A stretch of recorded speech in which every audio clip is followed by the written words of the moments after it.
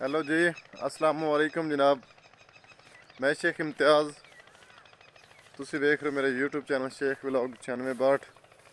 जनाब ट्रैक्टरों की फार सेल वीडियो होंदियां ने ते अज क्यों ना मैं क्या अपने इलाके दे या दुनिया के कारनामे विखावां तुहानू। जनाब कारनामे की ने कि मैं कोई बीजी सी कणक, ये छोटी असी इनू गंजी कणक कहंदे आ। करीब तुम सिट्टा वेखो ना, आ चीज़ मैं कोई 1.5 क्यारा बीजा सी। 1 क्यारा मसर दे नाल नाल आ ते अद्धा क्यारा इस साइड तो। कोई शरीफ बंदा इत्थों गड्ढा एक चंगा वड्ढ के लै गया।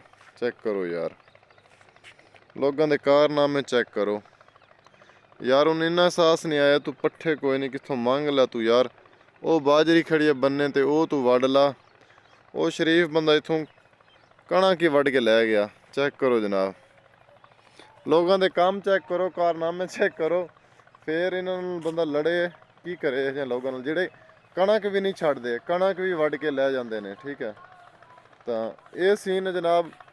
तो एक बंदा मेरे को आया सी तकरीबन 1.5 महीना पहले ना, कहंदा यार पट्ठे नहीं लभदे ते कणक दा क्यारा दे मैनू, मुੱਲ नाल दे। मैं कि यार कणक कौन वेचदा सी, पागल आ मैं कि कणक वेचीए।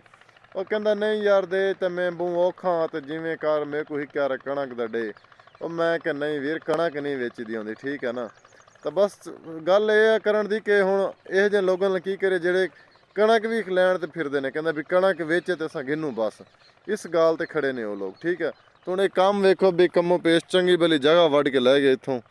ਆ ਚੈੱਕ ਕਰੋ ਇੰਨੀ ਜਗ੍ਹਾ ਇਹ ਕਣਕ ਦੀ ਉਹ ਵੱਢ ਕੇ ਲੈ ਗਿਆ। ਹਾਲਾਂਕਿ ਮੈਂ ਇਹਨੂੰ ਕੱਲ ਹੀ ਪਾਣੀ ਲਾਇਆ, परसों जुमेरात वाले दिन ही पानी लाए तो अज हफ्ता आ जनाब।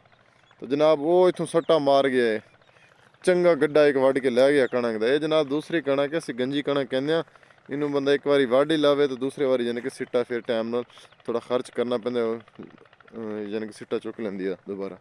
ये मैं कुछ आप वड्ढी सी, मैनू आप नू पट्ठियां दी तंगी सी। तो ये साइड तो ना ये उच्ची उच्ची है जिहड़ी नवीं जगह ना, इनू मैं काफ़ी टाइम पहले वड्ढिया सी। तो हुण सिट्टा चक्की पई है, यानी कि उन्हें रल आने नाल। ठीक है ना, उन्हें रल जाने का मसला कोई नहीं। जी ये हुण वड्डी है तो ये कित्थे होना है, ये जमीन पई है सारा कुछ, ये तो नहीं होनी ना।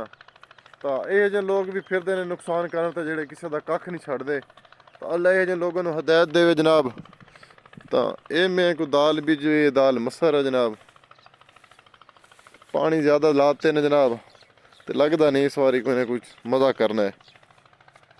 पानी की धस कड़ती है इस बारी। मौसम आज दूसरा तीसरा दिन है, चंगी धुप निकल रही है कड़ाकेदार। तो ये जे लोग भी फिरते हैं जनाब, जेड़ा लोगों का बेड़ा गर्क करने वाले होंगे ने। तो बाकी इंशाअल्लाह चलते हैं। यही तुहानू दसना सी कि अपनी भी एहतियात करनी तो साढ़े भी। दाल मसर तो जनाब चंगी है। साढ़े इलाके जेड़े ने इत्थे सब्जियां हर असीं आप ही काश्त करते हैं, बाजार दी नहीं खाण वाली होंदियां जनाब। इस पासे हुण कोई गंढे लाए ने, थूम लगे उत्थे बोर की परली साइड ते, ये कोई लाई हुए ने दाल मसर है। फिर इत्थे सब्जी लावांगे इंशाअल्लाह। तो जनाब जिस जिस भाई के इलाके च इहो जिहे लोग होंदे ने जेह्ड़े कणकां भी नहीं छड्डदे लोकां दियां, तो उन्होंने कमेंट जरूर करना भी किहड़े इलाके तो किहो जिहे बंदे ने, कमेंट जरूर करना जनाब। बाकी मिलांगे इंशाअल्लाह एक नई वीडियो नाल। जिन्हां भी हाले तक यूट्यूब चैनल पढ़ता ले होना शेख व्लॉग 9662 सब्सक्राइब नहीं किया, सब्सक्राइब कर लो। मिलांगे एक नई वीडियो नाल। Thanks for watching.